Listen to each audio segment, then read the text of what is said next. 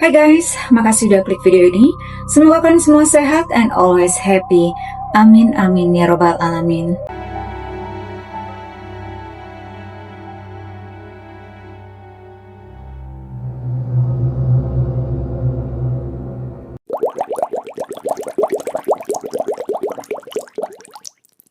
Kamar mes itu ternyata nggak sesederhana kelihatannya. Pagi itu seorang buruh pabrik 18 tahun nggak masuk kerja seperti biasanya. Awalnya teman-temannya santai, mungkin dia sakit, mungkin ketiduran, atau lagi males bangun. Hal yang cukup sering terjadi di kehidupan mes yang padat dan capek kayak gitu. Tapi jam terus berjalan, siang lewat, sore, dan dia masih nggak muncul. Chat nggak dibalas, telepon nggak aktif, bahkan teman sekamarnya bilang dia terakhir terlihat malam sebelumnya. Masuk kamar seperti biasa, habis itu nggak ada kabar lagi. Mulai muncul rasa nggak enak. Akhirnya beberapa orang memutuskan buat ngecek langsung ke kamar mesnya. Awalnya biasa aja, lorong sempit, lampunya redup, suara kipas angin dari kamar lain masih terdengar. Nggak ada tanda-tanda apapun yang aneh. Sampai mereka berhenti di depan satu pintu. Pintu kamar yang kelihatannya sama seperti kamar lain, tapi entah kenapa suasananya beda. Heningnya lebih berat. Salah satu dari mereka memanggil pelan. Nggak ada jawaban. Diketuk, masih nggak ada respon. Akhirnya pintu itu dibuka pelan-pelan. Dan di detik itu suasana langsung berubah. Ruangan itu nggak seperti kamar mes biasa. Ada sesuatu yang bikin semua orang yang ada di situ langsung diam. Dan dari momen itu orang-orang mulai sadar. Ini bukan sekedar orang yang nggak masuk kerja. Eno Farihah, 18 tahun, lahir pada 6 Oktober 1997 yang kemudian dikenal sebagai Eno Cangkul. Dia adalah seorang buruh pabrik asal Serang, Banten yang menjadi korban pelecehan dan pembunuhan dengan menggunakan gagang cangkul terhadap 3 pemuda, Rahmat Arifin, Imam Supriyadi, dan Rahmat Alim atau pacar korban. Peristiwa pembunuhan ini menjadikan salah satu peristiwa yang paling banyak diperbincangkan oleh media massa dan masyarakat Indonesia saat itu, bahkan hingga kini. Eno Farihah dilahirkan di Kampung Bangkir yang berada di Pegandikan, Lebakwangi, sebagai putri dan anak ketiga dari 7 bersaudara. Pasangan Arif Fikri lahir 1963 dan Mahpudoh lahir 1959. Ia bekerja sebagai buruh pabrik di PT Polita Global Mandiri yang berada di Kosambi, Tangerang. Eno berkenalan dengan seorang cowok bernama Rahmat Alim, 15 tahun. Awalnya mereka bertemu di depan mes saat korban pulang kerja, lalu saling bertukar nomor handphone. Dan sebelum itu Eno juga berteman dengan Rahmat Arifin dan Imam Hapriyadi, masing-masing berumur 24 tahun, di mana Ahmad Arifin adalah teman satu kerjaan dengan Eno, dan dia menyukai Eno. Eno sempat menolak, juga kerap mengejek mereka, dan malah berpacaran dengan Rahmat Alim. Malam itu pada tanggal 12 Mei 2016, ketika Rahmat Alim dan Eno yang baru berpacaran selama sebulan, bertemu di dalam kamar Eno, di mana Rahmat Alim memaksa Eno untuk melakukan persetubuhan dengan dirinya setelah mengobrol selama 30 menit. Eno kemudian menolak ajakan tersebut karena takut dirinya akan hamil. Rahmat Alim kemudian merasa kesal dan pergi keluar kamar meninggalkan Eno sendirian dan bertemu dengan Rahmat Arifin. Rahmat Arifin kemudian menginterogasi Rahmat Alim mengenai tujuannya berada di tempat tersebut. Di tengah percakapan itu datanglah Imam Hapriyadi yang juga menginterogasi Rahmat Alim yang kemudian mengatakan bahwa dia berada di tempat itu dengan tujuan menemui Eno. Lalu muncullah niat buruk mereka bertiga. Mereka bertiga kemudian masuk ke kamar Eno dan mendapati dirinya sedang dalam keadaan tertidur dengan hanya menggunakan pakaian minim. Imam kemudian membekap wajah Eno menggunakan bantal dan menyuruh Rahmat Alim untuk mencari pisau di dapur. Karena tidak menemukan pisau di dapur, Rahmat Alim pergi keluar kamar untuk mencari benda lain selain pisau. Entah apa yang merasuki mereka bertiga, Rahmat Arifin kemudian memperkaos Eno yang dalam kondisi dibekap dan dipegangi oleh Imam. Rahmat Alim kemudian kembali ke kamar Eno dengan membawa cangkul dan memberikannya kepada Rahmat Arifin. Namun, Rahmat Alim menyuruh Rahmat Arifin untuk memukuli Eno dengan cangkul tersebut. di mana Imam menyuruh Rahmat Arifin untuk memukul cangkul tersebut ke bagian wajah dan leher Eno, yang kemudian menyebabkan Eno mengalami luka terbuka. Rahmat Alim kemudian pergi keluar kamar karena merasa risih dengan percikan darah dari Eno, tetapi kemudian ia kembali masuk untuk memastikan apakah Eno masih hidup atau sudah meninggal. Pada saat yang bersamaan, Rahmat Alim melihat bahwa kepala Eno sudah digulung menggunakan kain dengan kondisi masih bernafas.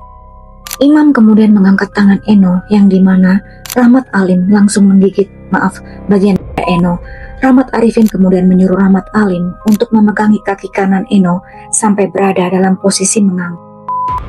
Rahmat Arifin kemudian menancapkan gagang cangkul ke dalam alat vital Eno dengan cara yang masuk cangkulnya hingga masuk 90% sehingga menyebabkan Eno tewas. Lalu Rahmat Alim mengambil ponsel milik Eno dan menuju ke kamar mandi untuk mencuci tangannya.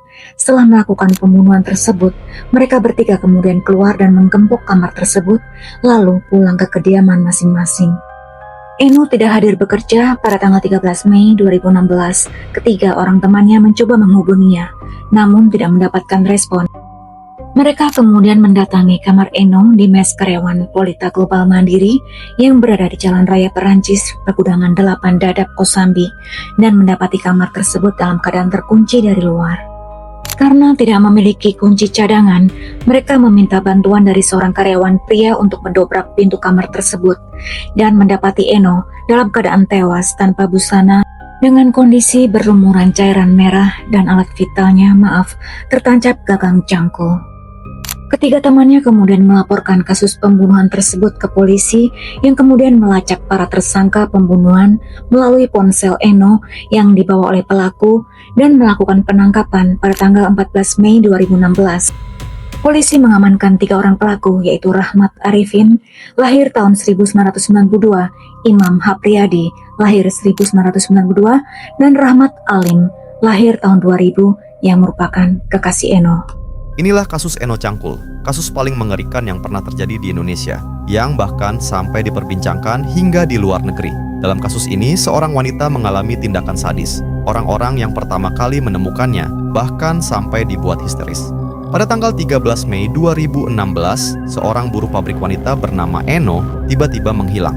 3 rekan kerja Eno mencoba menghubungi lewat telepon, namun tidak ada respon. Karena khawatir, mereka mendatangi mes karyawan pabrik tempat Eno tinggal. Di sana, mereka mendapati kamar Eno terkunci dari luar. Namun karena curiga, mereka meminta bantuan dan mendobrak kamar tersebut. Di sana, mereka melihat hal mengerikan. Eno telah terbujur kaku tergenang cairan merah tanpa mengenakan pakaian. Di alat vital Eno tertancap gagang cangkul, di mana gagang itu masuk hampir seluruhnya ke dalam tubuh Eno. Hasil visum Eno yang dilakukan di RSUD Tangerang pada 14 Mei 2016 menunjukkan bahwa Eno tewas akibat luka luar dan dalam yang cukup parah. Di antaranya luka terbuka pada pipi kanan, luka lecet pada pipi kanan, memar pada bibir atas dan bawah, dan luka lecet pada leher. Eno juga mengalami pendarahan yang parah akibat ditusuk menggunakan gagang cangkul dan luka lecet serta memar di bagian dada akibat gigitan dari Rahmat Alim. Tim medis juga menemukan bahwa Eno mengalami patah tulang pada pipi dan rahang kanan serta luka terbuka yang menembus lapisan penutup rongga panggul. Organ hatinya juga mengalami luka robekan hingga menembus ke rongga dada kanan, serta juga mengalami robekan paru-paru kanan, ditambah dengan pendarahan pada rongga dada sebesar 200 cc dan rongga perut sebesar 300 cc.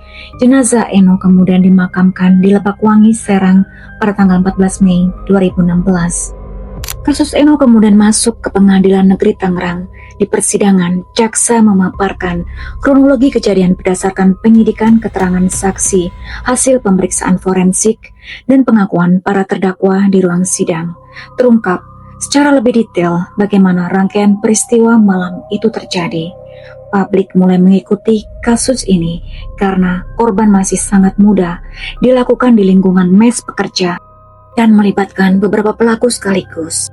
Dalam sidang yang diadakan di Pengadilan Negeri Tangerang pada 16 Juni 2016, Rahmat Alim divonis dengan hukuman maksimal untuk anak di bawah umur, yaitu 10 tahun penjara.